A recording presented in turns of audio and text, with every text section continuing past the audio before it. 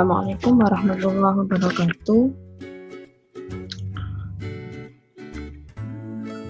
Baik, untuk materi yang akan disampaikan hari ini adalah tentang supervisi dan discharge planning.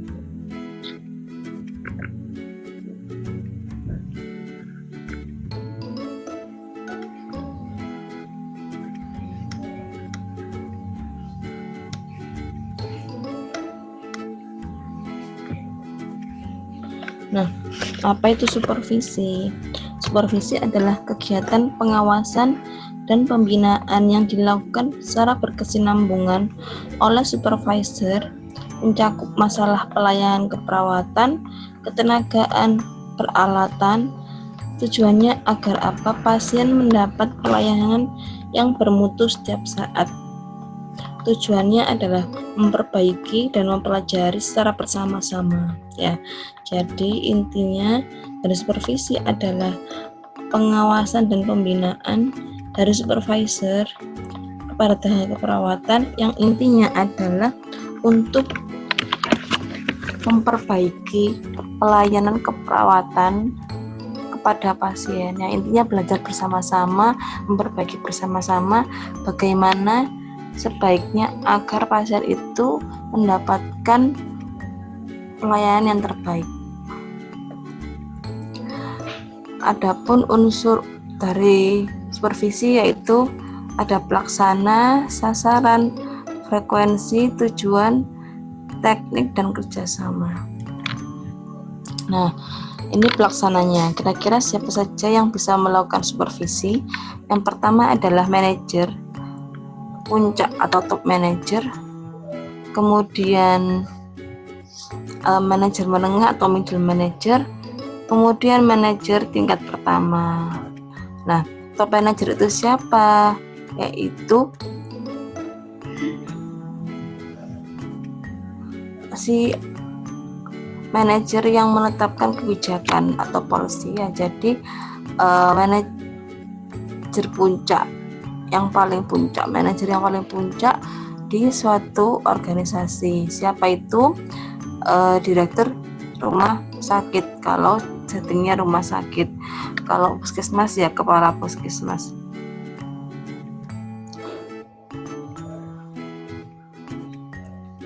Kemudian manajer menengah atau middle manager, yang mana middle manager ini tugasnya apa? Menyampaikan kebijakannya direktur atau kepala puskesmas atau manajer puncak ke manajer di bawahnya, ke manajer di bawahnya, ya.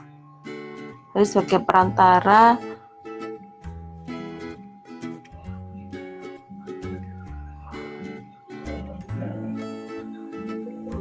yang menyampaikan kebijakan manajer puncak ke manajer di bawahnya.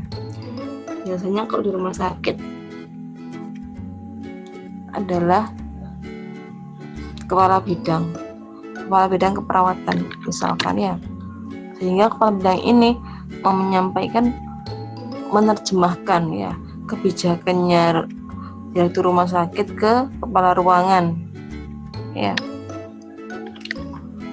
Kemudian manajer tingkat pertama ini adalah manajer yang bertugas memimpin langsung para pelaksana atau pekerja dalam settingan rumah sakit, yaitu kepala ruangan, yang mana kepala ruangan ini langsung memimpin perawat-perawat yang bekerja. Nah, syaratnya supervisor adalah atasan langsung dari yang disupervisi, jadi atasan langsung, ya. Kemudian memiliki pengetahuan dan keterampilan yang cukup untuk jenis pekerjaan yang disupervisi. Jadi misalkan mau supervisi injeksi, supervisornya harus paham prinsip dari injeksi. Jadi harus memahami ilmu dari keterampilan apa yang akan disupervisi. Kemudian memiliki keterampilan supervisi. Jadi samping mengetahui keterampilan yang akan diujikan, supervisor juga harus tahu teknik dari melakukan supervisi itu seperti apa, ilmu dari supervisi itu sendiri. Kemudian mempunyai sifat edukatif, suportif, dan bukan otoriter. Karena apa tadi? Supervisi merupakan belajar bersama-sama, memperbaiki bersama-sama, sehingga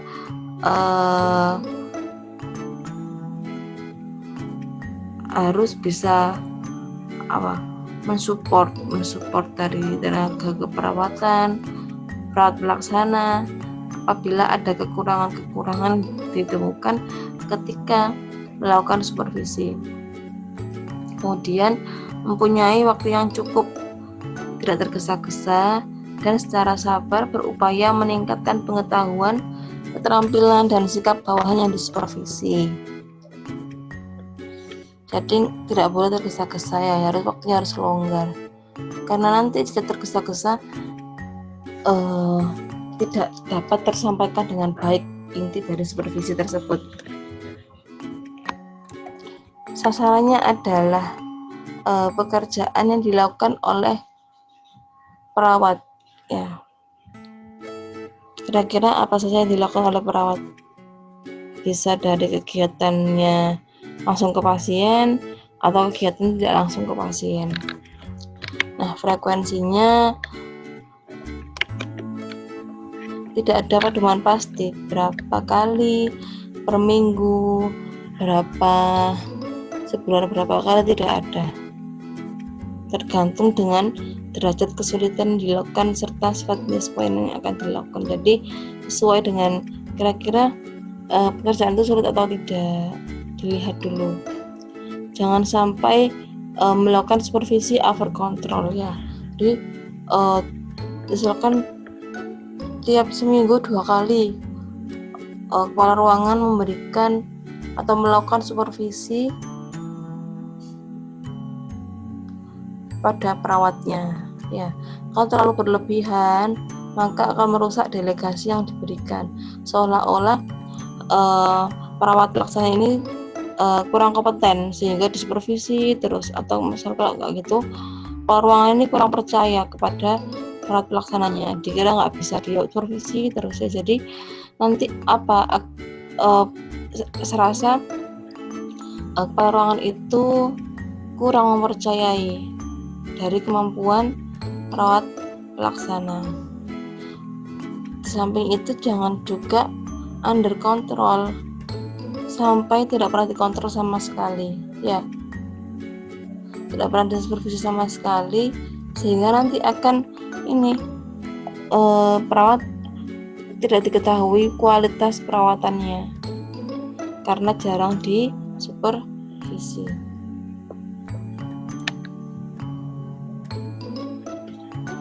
Tujuannya apa dari supervisi itu? Menjamin pekerjaan dilaksanakan sesuai dengan tujuan. Jadi memastikan bahwa perawat itu sudah melakukan pekerjaannya sesuai dengan SOP yang ada. Kemudian menyadari kekurangan para petugas kesehatan. Jadi ketika nanti disupervisi kok ternyata ada kekurangan, maka kepala ruangan harus menyadari kekurangan tersebut ya, karena ini intinya adalah untuk evaluasi ya. Kemudian mengenal dan memberikan penghargaan atas pekerjaan yang baik. Jika hasil evaluasinya bagus, maka perawat harus diberikan suatu penghargaan. Mengenali staf yang layak diberikan kenaikan jabatan dan pelatihan lebih lanjut. Jadi apabila perawatnya memberikan hasil kinerja yang baik, maka bisa menjadi bahan pertimbangan kepala ruangan untuk menaikkan jabatan atau diberangkatkan pelatihan misalkan ya. Kemudian mengetahui petugas telah cukup dan dipergunakan dengan baik. Kira-kira petugas ini pas nggak sih di ruangan ini? Misalkan ada ruangan bedah, kepala ruangan melakukan supervisi rawat luka. Ternyata perawatnya sudah kompeten sekali dalam melakukan rawat luka, maka dirasa itu sudah cukup. Berarti perawat ini cocok bekerja di ruangan ada. Kemudian menentukan penyebab kekurangan pada kinerja tersebut. Jadi misalkan kinerjanya kurang, perawat kurang kompeten dalam melakukan rawat luka, maka kepala ruangan harus mengetahui kira-kira apa yang menyebabkan kurang kompetennya perawat tersebut. Nah, ini tekniknya ada yang langsung, ada yang tidak langsung. Kalau langsung, maka supervisornya itu langsung melihat keterampilan dari perawat yang disupervisi.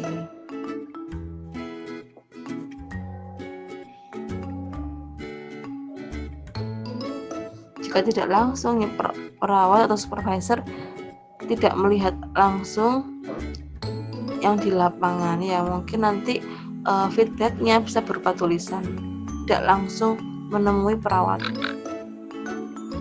Kemudian area yang disupervisi bisa meliputi aspek KAP, ya, kognitif, afektif, dan perilaku, ya.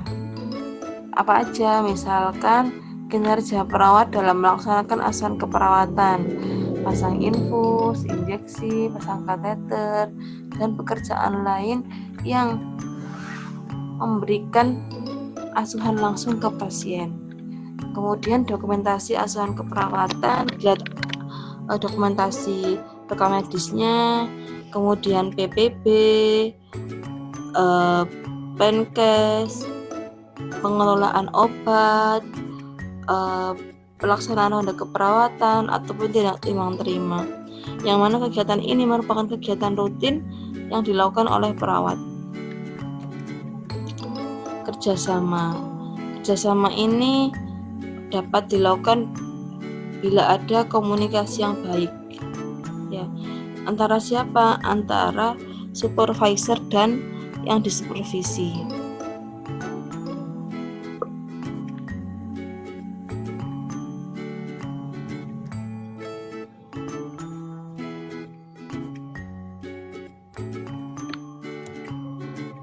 Kemudian ini adalah alur supervisinya. Misalkan kepala bidang keperawatan melakukan supervisi pada kepala IRNA, kepala per-IRNA memberikan supervisi pada kepala ruangan, ya. Kemudian PP bisa memberikan supervisi pada PA, boleh, ya. Adapun tahapannya adalah pra. Apa pra? Itu menetapkan kegiatan dan tujuan serta instrumen atau alat ukur. Kira-kira yang mau dilakukan supervisi apa? Kepala ruangan harus mengidentifikasi kira-kira kegiatan yang bisa saya lakukan supervisi apa, yang nanti ketika sudah dilakukan supervisi bisa memberikan gambaran terkait dengan pelayanan keperawatan di ruangan tersebut.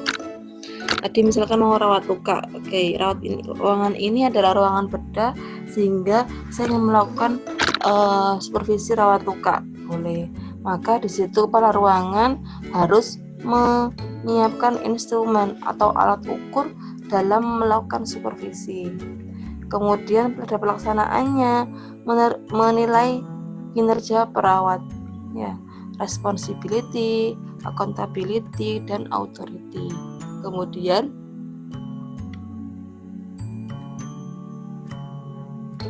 pada pasca supervisi yang dilakukan adalah pembinaan oleh kepala ruangan. Apa yang dilakukan oleh kepala ruangan? Yang pertama adalah fair, menyampaikan nilainya. Kira-kira nilainya berapa perawat itu? Dari 100, berapa nilainya? 70. Silakan disampaikan. Nilai dari supervisi sekarang adalah 70, boleh disampaikan. Kemudian feedback perawat ditanyai, kira-kira tadi selama dilakukan supervisi apa yang kiranya kurang dilakukan oleh perawat A, ditanyain perawatnya. Misalkan perawat A menyampaikan, saya sudah bagus dalam melakukan rawat luka, akan tetapi tadi saya kurang berkomunikasi dengan pasien, misalkan seperti itu jawabannya.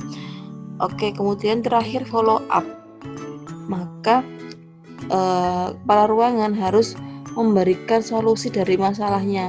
Loh, kenapa tadi kurang komunikasi? Digali penyebabnya apa, kemudian diberikan solusi mengapa perawat bisa kurang komunikasi selama ke pasien. Jadi pada fase pembinaan ada 3F ya, fair, feedback, dan follow up. Ya, ini penjelasannya tadi.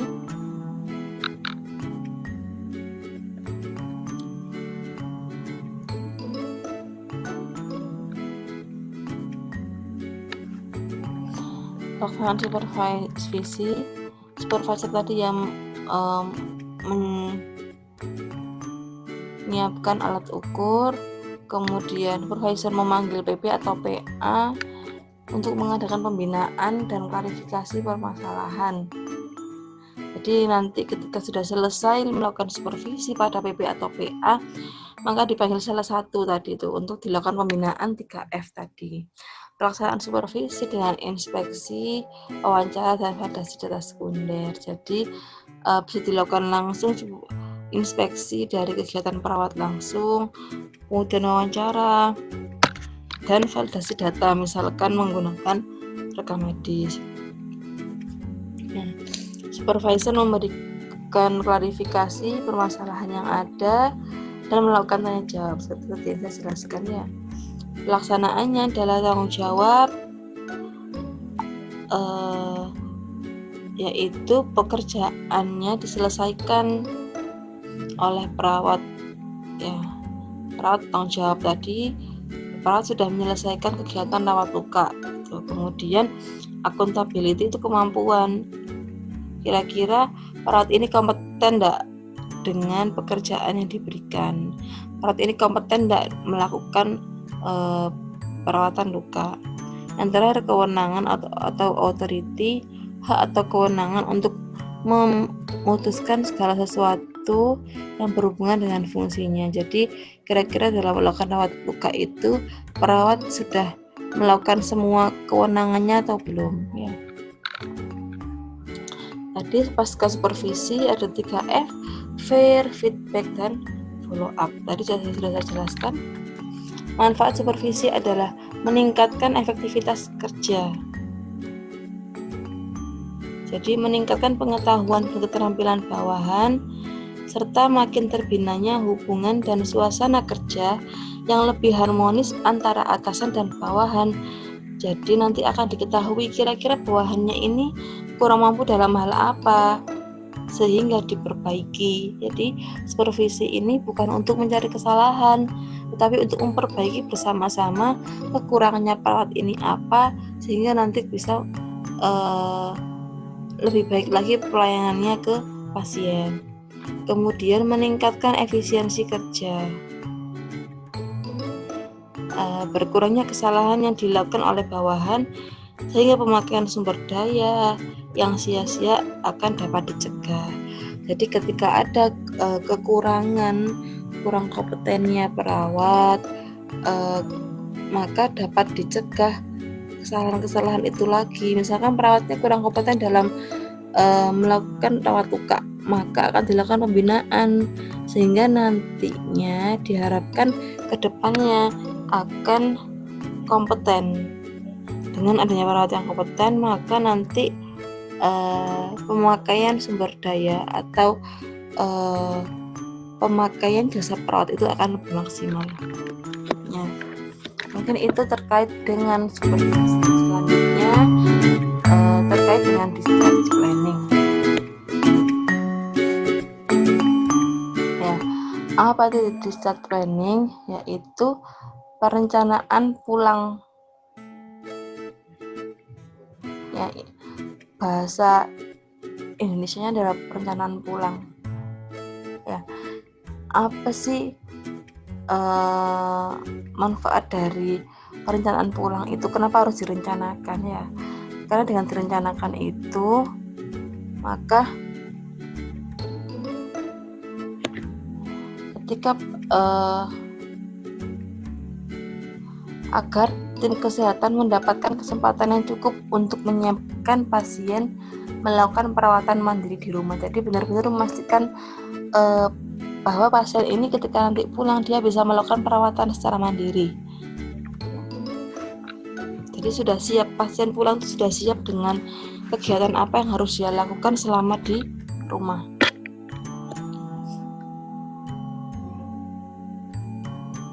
Jadi discharge planning from admission to community transfer. Jadi tadi itu siap dari kehidupan di rumah sakit, bisa merawat ketika di rumah. Tujuannya apa discharge planning? Menyiapkan pasien dan keluarga secara fisik, psikologis, dan sosial. Jadi nanti disiapkan keluarganya dan pasiennya. Meningkatkan kemandirian pasien dan keluarga. Jadi bagaimana caranya nanti pasien dan keluarga itu bisa mandiri. Misalkan tadi pasien ini diabetes mellitus perlu injeksi insulin tiap hari, sehingga ketika sebelum pulang pasien dan keluarga disiapkan dulu bagaimana caranya agar pasien ini atau keluarga ini bisa melakukan injeksi insulin mandiri, sehingga nanti diajarkan, perawat mengajarkan pasien untuk injeksi insulin. Ya. Meningkatkan perawatan yang berkelanjutan pada pasien. Jadi perawatan yang dilakukan di rumah sakit tidak terputus ketika pasien sedang di rumah. Membantu rujukan pasien pada sistem pelayanan yang lain. Jadi nanti bisa diarahkan ketika nanti kontrol, bisa kontrol di puskesmas boleh ya, nanti diarahkan agar tidak jauh-jauh ke rumah sakit. Membantu pasien dan keluarga memiliki pengetahuan dan keterampilan ya. Jadi setelah nanti diberikan keterampilan untuk injeksi insulin, maka harus diberikan pengetahuan ya. Kira-kira fungsinya insulin itu seperti apa? Diedukasi jangan sampai telat injeksi insulin. Diberikan pengetahuan biar bisa berkelanjutan ya. Melaksanakan tentang perawatan antar rumah sakit dan masyarakat. Jadi sehingga ketika pulang perawatannya itu terus dilakukan ya.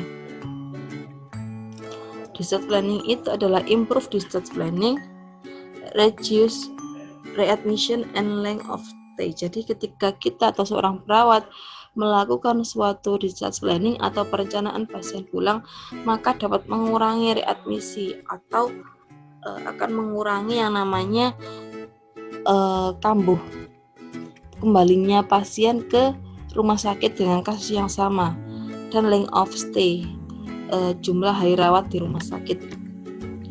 Prinsipnya discharge planning adalah yang pertama, evaluasi keinginan dan kebutuhan pasien. Kira-kira pasien ini butuh apa ya? Ketika pasien pulang ini kira-kira apa yang harus dibekalkan kepada pasien dan keluarga sehingga nanti bisa mandiri ya. Kemudian kebutuhan dikaitkan dengan masalah yang mungkin timbul pada saat pasien pulang tadi ya. Perencanaan pulang dilakukan secara kolaboratif. Jadi perencanaan pulang ini dilakukan secara kolaboratif. Kira-kira dari keperawatan apa yang harus diajarkan ya.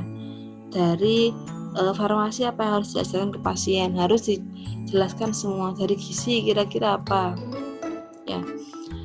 Tindakan atau rencana yang akan dilakukan setelah pulang disesuaikan dengan pengetahuan dari tenaga atau sumber daya maupun fasilitas. Ya, jadi nanti misalkan ke pasien ini ada rawat lukanya gangren sama harus injeksi insulin, maka yang harus diajarkan adalah sesuai dengan sumber dayanya. Oke, pasien dan keluarga bisa melakukan injeksi insulin sendiri, tetapi untuk rawat luka gangren keluarga atau pasien harus membawanya ke puskesmas, sehingga perawat mengarahkan nanti ketika rawat luka gangren harus dilakukan di puskesmas ya. Perencanaan pulang dilakukan pada setiap sistem dan atau tatanan pelayanan kesehatan. Nah, ini komponen discharge planning. Ada perawatan di rumah dengan memberikan edukasi. Edukasinya berupa apa? Dietnya bagaimana nanti? Sesuai dengan anjurannya gizi, apakah tinggi kalori tinggi protein atau tinggi protein saja atau rendah garam, dan nanti sesuai dengan advice atau saran dari gizi. Kemudian mobilisasi, bagaimana mobilisasi di rumah. Kemudian waktu kontrol dan tempat kontrol, kira-kira nanti kontrol lagi kapan, di mana. Kemudian pemberian pelajaran disesuaikan dengan tingkat pemahaman dan keluarga.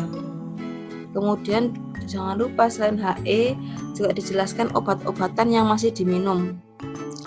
Dosisnya berapa, jumlahnya berapa, cara dan waktu pemberian ya.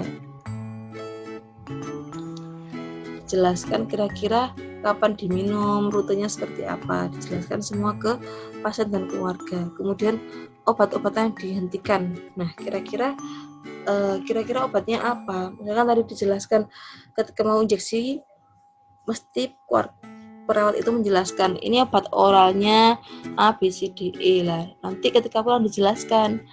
Kemarin ketika dirawat di rumah sakit A, B, C, D, E untuk obat oralnya. Sekarang yang C dan D di stop, hanya A, B, dan E. Boleh dijelaskan karena biar paham benar keluarga dan pasiennya. Kemudian hasil pemeriksaannya, termasuk hasil pemeriksaan luar sebelum MRS dan hasil selama MRS. Jadi misalkan hasil lab, hasil fototoraks, hasil EKG itu dilampirkan semua atau dibawakan pulang. Tapi ada rumah sakit itu yang punya kebijakan data tersebut tidak boleh keluar, tidak boleh diberikan ke pasien. Tergantung kebijakan rumah sakit boleh dibawakan pulang atau tidak. Kemudian surat-surat seperti surat keterangan sakit, surat kontrol, ada resume medis, resume keperawatan dibawakan semuanya. Ya. Faktor yang perlu dikaji dalam disease planning. Itu yang pertama pasti pengetahuan pasien dan keluarga tentang penyakitnya. Jadi sebenarnya disease planning itu ada internal dan eksternal ya. Internal itu yaitu disease planning yang dilakukan selama perawatan pasien. Jadi disease planningnya ketika perawatan apa yang diberikan, edukasi kepada pasien. Ya, edukasi yang dilakukan selama pasien dirawat itu juga namanya disease planning. Kemudian edukasi yang diberikan ketika mau pulang itu juga namanya disease planning. Jadi ada dua macam disease planning. Nah, yang bagus adalah dilakukan dua-duanya. Pasien itu ketika masuk, pasiennya dengan diabetes mellitus plus gangren. Perawat mengkaji kira-kira edukasi apa yang harus saya lakukan pada pasien ini. Jadi harus dirinci.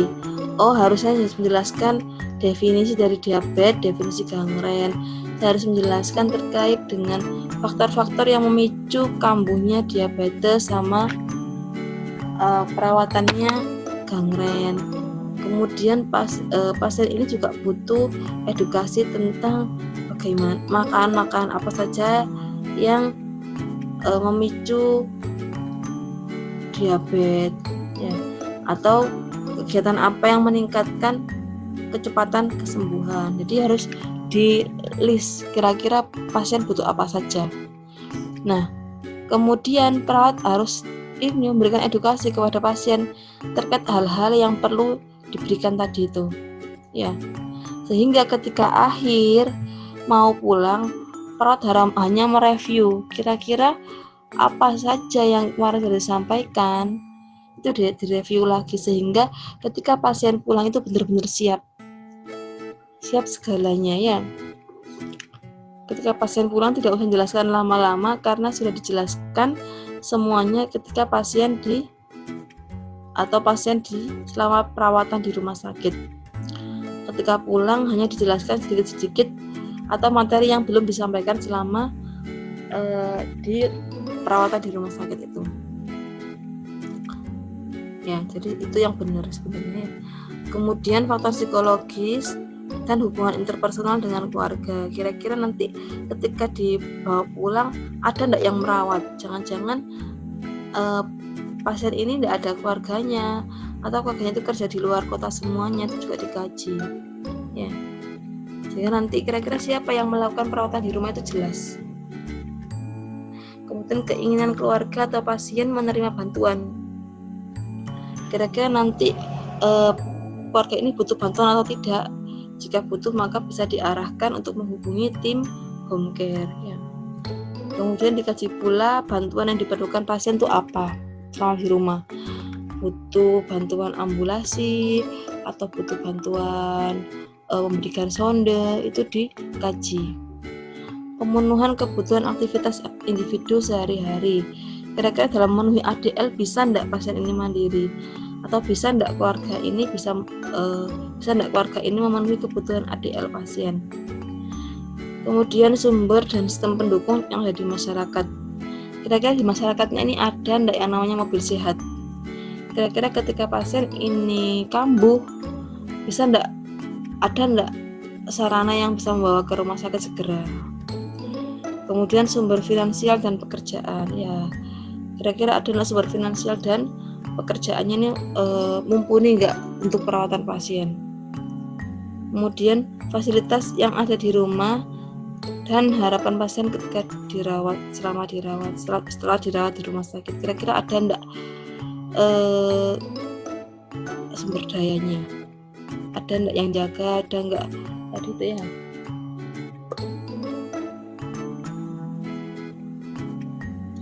Kemudian kebutuhan perawatan dan supervisi di rumah. Kira-kira tadi itu pasien butuh enggak home care ya, dikaji juga. Nah, ini adalah alurnya discharge planning. Yang pertama, dokter dan tim kesehatan yang lainnya ini sudah ACC, pasien pulang ya. Kemudian nurse dibantu PP, nurse PP dibantu PA ya, perawat primer dibantu perawat asosiat. Penentuan keadaan pasien, dilihat dari klinisnya bagaimana, hasil labnya bagaimana, dari ADL-nya bagaimana, apakah pasien ini sudah boleh pulang. Ketika dokter, tim kesehatan lain sudah yakin pasien boleh pulang, maka perawat merencanakan pulang ya. Selain dilakukan edukasi bersama pasien pulang, pasien dan keluarga harus menyelesaikan administratifnya dulu ya. Kemudian perawat berkewajiban untuk melakukan HE atau edukasi ya, kontrolnya kapan, obat-obatannya seperti apa, nanti di rumah pola makannya seperti apa, pemenuhan ADL-nya seperti apa ya, itu dibahas semua nanti ya, dijelaskan. Kemudian ada monitoring sebagai program service safety oleh keluarga dan petugas. Nanti ini dimonitoring oleh perawatnya, kira-kira sudah perawatannya berlanjut atau tidak di rumah. Nah, ini contohnya lomba discharge planning seperti ini ya. Intinya ada keterangan kontrolnya kapan pasien ini, waktunya kapan, jam berapa, tempatnya di mana. Kemudian lanjutan perawatan di rumah. Nanti kira-kira di rumah ini apa perawatannya yang dilakukan di rumah, entah itu perawatan luka atau apa ya, dijelaskan.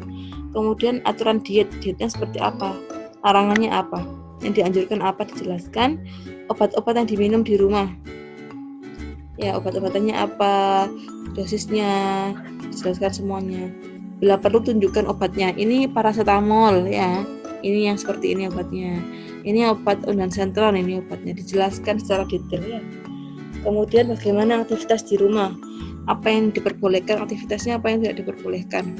Kemudian hal-hal yang dibawa pulang, hasil lab, foto EKG, dijelaskan ya, dan lain-lain yang perlu dijelaskan lagi.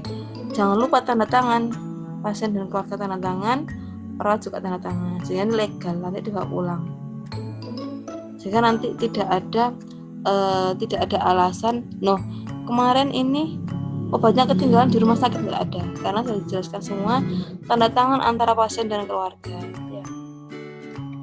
Nah, mungkin itu yang bisa saya sampaikan. Kurang lebih saya mohon maaf, semoga bermanfaat. Assalamualaikum warahmatullahi wabarakatuh.